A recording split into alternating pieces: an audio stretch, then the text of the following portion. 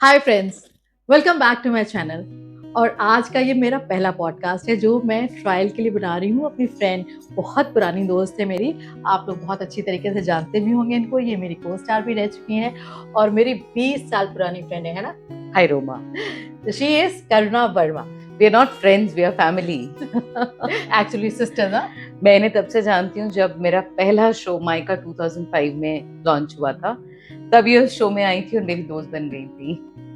तो आज का ये पॉडकास्ट बहुत इम्पोर्टेंट होने वाला है और उन लोगों के लिए होने वाला है, हमारे उन फॉलोअर्स और फैंस के लिए जो आजकल के नए जेनजीज हैं और जो नए हैं हमारी इंडस्ट्री के लिए। तो हम दोनों बहुत एक्सपीरियंस एक्टर्स हैं और हम चाहते हैं कि अपना एक्सपीरियंस हम आपके साथ शेयर करें।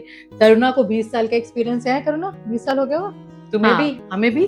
और हम अगर अपने इस पॉडकास्ट से अपने फ्रेंड्स को, अपने फॉलोअर्स को कुछ इंसाइट दे सकते हैं तो will be lucky and will be feeling privileged about that. तो शुरू करें। Of course. सो करुणा, जो आजकल के बच्चे इंडस्ट्री में आना चाहते हैं एक्टिंग के लिए, उनके लिए आप क्या कहना चाहती हो कि ये फील्ड जो है उनके लिए ठीक है? अगर वो, क्योंकि आते हैं तो अपने घर को छोड़ के, अपने मतलब करियर को छोड़ के, अपनी पढ़ाई को छोड़ के, बहुत सारे एक्सपेक्टेशंस के साथ बॉम्बे आके इतने बड़े शहर में इतने सारा जहाँ एक्सपेंस है बहुत ज़्यादा, ये सब करना चाहते हैं, तो ये चॉइस क्या उनके लिए सही है? रोमा, मुझे ऐसे लगता है कि जिस एज में हम यहाँ आए थे, जब तुम आई थी, मैं आई थी, तब भी कंपटीशन था, वो एक अलग लेवल का कंपटीशन था। और अब एक अलग लेवल का कंपटीशन हो गया। मुझे अब लगता है कि ये एक भेड़ चाल हो गई है। जिसको देखो वो टेलीविजन पर या बड़े सिनेमा पर या मतलब कंटेंट क्रिएटर बनना चाहता है। बट मुझे लगता है कि ये जर्नी, जैसे बोलते हैं ना, सर पर कफन बांधकर आना, वो होता है। मतलब आप कह नहीं सकते, हो सकता है आप कल को चमक जाओ, हो सकता है आप जिंदगी भर ना चमक पाओ, हो सकता है आपको कभी कोई आपको ऑप्शन ना मिले या कोई आपको फेयर चांस ना मिले इस इंडस्ट्री में। सो इट डिपेंड्स कि आप कितना हार्डवर्क करते हो, और उससे भी ज्यादा जरूरी है आपके स्किल्स कितने पॉलिश्ड हैं। अब तो बहुत सारे कोर्सेज मार्केट में अवेलेबल हैं, मतलब इतनी सारी यूनिवर्सिटीज बन गई हैं। So obviously people go for those people who are skilled, जिन्होंने अपने क्राफ्ट पर काम किया है, जिन्हें पता है न्यूएंसेस, बोलना, डायलॉग डिलीवरी, जो कैमरा एंगल समझते हैं। तुम क्या कहती हो रोमा? मेरे ख्याल से बिल्कुल सही कह रही हो तुम कि आप स्किल्ड आते हैं तो आपकी अपॉर्चुनिटी ज़्यादा हो जाती है, आपको प्रायोरिटी पे रखा जाता है। क्योंकि भाई जो भी बना रहा है, शो बना रहा है या फिल्म बना रहा है, वो बहुत बड़ा रिस्क ले रहा है, तो आपको क्यों लेगा? तो सबसे पहले ये देखना कि हम सुंदर हैं या हम ऐसे, ये नहीं। आपके अंदर स्किल्स होनी चाहिए कि आप इतने लाखों ऑडियंस को अट्रैक्ट करने की क्षमता रखते हो या नहीं। If you have that, you can go with confidence, आप आगे बढ़ सकते हो। और डेफिनेटली अपनी तैयारी करके आना है आपको, फाइनेंशियली भी, कि आप कम से कम 6 महीने, साल भर का तो बैकअप लेकर ही आए यहाँ पर, ताकि आप सर्वाइव कर सके। क्योंकि पैसे जब नहीं होते हैं तो हम हताश होकर वापस भाग जाते हैं या फिर कुछ भी करने लगते हैं। और तुमने हाँ। बहुत अच्छी, रोमा ने एक बहुत अच्छी बात की कि सिर्फ सुंदर होना काफी नहीं है, क्योंकि गुड लुक्स तो आजकल बहुत है मार्केट में। हर आदमी, हर औरत गुड लुकिंग है, मगर क्या आप में वो स्किल्स हैं? और उसके अलावा फाइनेंशियल बैकअप, या तो आप अच्छे फैमिली से हैं जो आपको हर महीने भेजें, या फिर आपके पास उस तरह का, या फिर एक साइड इनकम होनी चाहिए, या एक जॉब कर रहे हैं, करते करते आप स्ट्रगल कर रहे हैं, तो डेफिनेटली आप इसमें कुछ कर पाएंगे। लेकिन अगर आप आंख बंद करके बस यूं ही बैग उठा के आ जाएं, जैसे पुराने जमाने में बड़े बड़े हीरोज आया करते थे, धर्मेंद्र जी वगैरह ऐसे ही आ गए थे, वो टाइम अलग था, वो जमाना अलग था। यस। अब महंगाई बढ़ गई है, बॉम्बे जैसा एक्सपेंसिव शहर पूरी पूरी पूरी कंट्री में नहीं है। So you have to come with that kind of preparation. Absolutely. अच्छा, फिर मैं ये पूछना चाहती थी, चलो ये तो प्रिपेयर होके आ गए, चलो उनके पास पैसे हो गए, वो कर लिया। आने के बाद क्या हमें, मतलब किस तरीके से अप्रोच करना चाहिए, कैसे हमें शोज मिलेंगे, या क्या सही तरीका है, कैसे हमें आगे बढ़ना चाहिए? क्योंकि बहुत सारे फ्रॉड्स भी होते हैं कि आप पैसे दीजिए आपको रोल्स दिला देंगे। सबसे पहले तो ये लोग बहुत बहुत बेवकूफ बनाते हैं। ऐसे ऐसे स्कैम्स में तो घुसना ही नहीं चाहिए। और आजकल हमारे टाइम पे it was tougher to get work, because हम प्रोडक्शन हाउस से प्रोडक्शन हाउस खुद फिजिकली जाते थे, अपनी फोटोग्राफ्स वो हम बांटते थे लोगों को, फिर उसके पीछे हम, याद है, नंबर लिखते थे, नाम लिखते थे, फिर हमें कॉल आता था। और तब लैंडलाइंस हुआ करते थे, मोबाइल्स तो बहुत बाद में आए थे। लैंडलाइंस थे, मोबाइल बस आने शुरू हुए थे, मतलब 2000 2001 की बात है। तो आजकल तो बहुत आसान हो गया है, घर बैठे आप ऑडिशन बना सकते हो।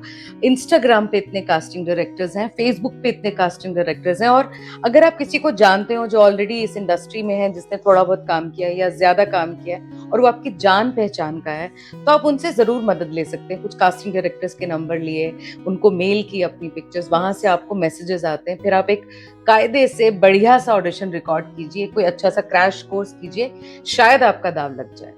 आजकल तो बहुत सारे कोर्सेज यूट्यूब पे भी आ गए हैं लोगों के, if you don't want to spend money और एब्सोल्युटली, वो भी फ्री। Correct correct correct. तो आप अपने घर पे प्रैक्टिस करिए बहुत अच्छी तरीके से। और सबसे अच्छी तरीका तो मैं कहती हूँ कि मैं भी ऐसा करती थी, पता है, कि स्क्रिप्ट ले ली या किसी के भी डायलॉग्स आप लिख सकते हैं और शीशे के सामने खड़े हो जाइए और फिर आप वो ना 8-10 लाइन बोलिए और उसके बाद आप देखिए कि खुद देखिए कि आपने क्या दिया है, किस तरीके का आपने ऑडिशन किया है, कितना फ्लुएंसी है। उसी को आप अगर 8-10 बार करते हैं तो यू सी आप में खुद में कितना डिफरेंस आएगा, और उसके बाद ही आप ऑडिशन दीजिए और लोगों को अप्रोच करिए, है ना। विदाउट प्रिपरेशन तो बहुत ही फिर ऐसे ही मामला हो जाता है। एग्जैक्टली, जेनजी की आजकल सबसे बड़ी प्रॉब्लम है लैंग्वेज। यस यस वो बहुत, मतलब आप उनसे हिंदी में बात करके दिखा दीजिए, हाँ। वो कर ही नहीं पाएंगे।